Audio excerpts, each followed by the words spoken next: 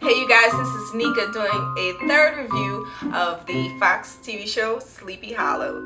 The title of this show is For the Triumph of Evil, and the featured demon of the show, the Sandman. First of all, I want to say the direction of the whole TV show, I think it'll be enjoyable because each week looks like they're going to feature a new demon because some type of portal has been opened since it's going to be the end of the world. So for 7 years, they mentioned in the show 7 years, it's supposed to be, you know, all these different things that are supposed to happen that leads to the end of the world, which is an awesome concept. I think it's simple, it's there. Each week we'll have a new demon, they're gonna have to figure out how to kill it, something to keep the show going, which I think is a nice premise for the show.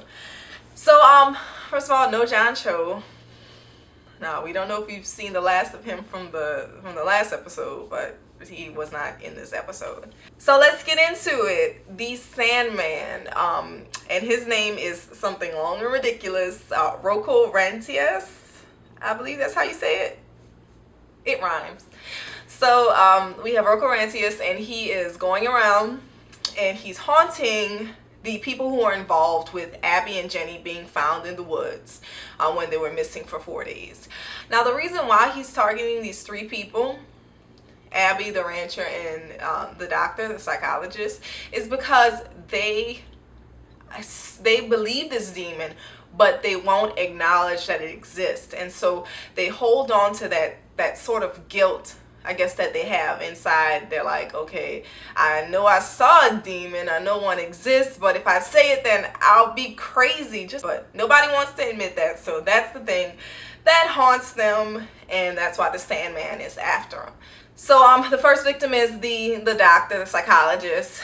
She admits to Abby she's about to, and the way that they die is that they kill themselves. So it starts off with the doctor in the beginning who jumps off the building, and before she jumps off the building, she tells Abby that your sister was right. I start to believe her because I believe her symptoms or something. She only had one symptom, which was she was saying that she saw a demon, but the other symptoms weren't qualifying her as like full-blown crazy. So, you know, the doctors believed her. But if you were put in that situation too, you'd be like, okay, well, I don't really believe in demons because I haven't encountered a demon before. So it's, you know, I don't want to sound crazy like her. So the doctor just keeps her in these mental institutions, and she's been locked up in mental institutions for a while. So ever since that whole incident happened when they were little girls, Jenny has been troubled. She's been locked up. Finally, when somebody believes her, besides her sister, who ends up, you know, who believes her, but she doesn't want to vocalize that she believes her because she doesn't want to be deemed crazy. So, you know, that's what the doctor tells Abby as she jumps off is, I believe your system, but I never stood up for her. The next person in the sequence of the Sandman murder, suicide thingamajigs, what he's doing, the next person in that sequence is going to be the rancher, the person who discovered the two girls, Abby and Jenny, in the woods. When he found them, he saw the demon walking off. Now, he just brushed that off. That's a secret. That would have qualified Jenny's story to be true if he would have said, hey, there was a man with really pale skin and he looked kind of creepy. As Abby says, he was so caught up in being the town hero that he didn't really want to admit to that part.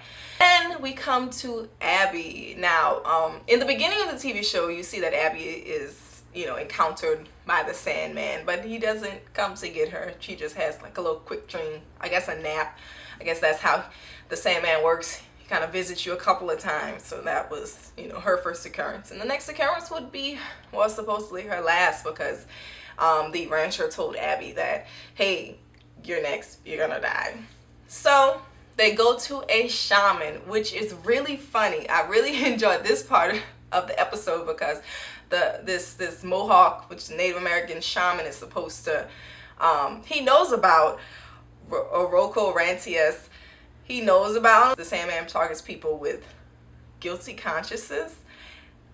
And so what was funny about that to me is that he's a car salesman, a used car salesman. So interesting how he hasn't been attacked by Rocco Rantius. So the shaman sets them up for the ritual that's supposed to bring Abby into the Sandman's world, because he comes into your dreams. So they're just gonna go ahead and meet him first. Ichabod Crane, being a gentleman, he volunteers himself to do it too.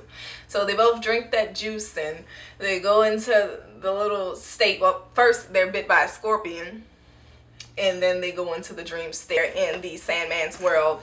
They find him. Then she goes through the sequence of events of when she was in the 10 years ago when her and Jenny were found and everything. They were questioning him.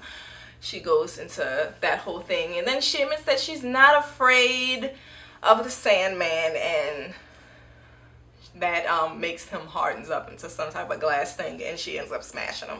This one, it kind of really kept you on your seat with the action. That is my review. What was your favorite part from your favorite part about this episode? Leave a comment below. All right, you guys, thank you so much for watching and tuning in again. I'm not sure if you guys watch Scandal, but I'll be doing Scandal reviews too because I am a big Scandal fan. Well, you have a good one, and thank you for watching.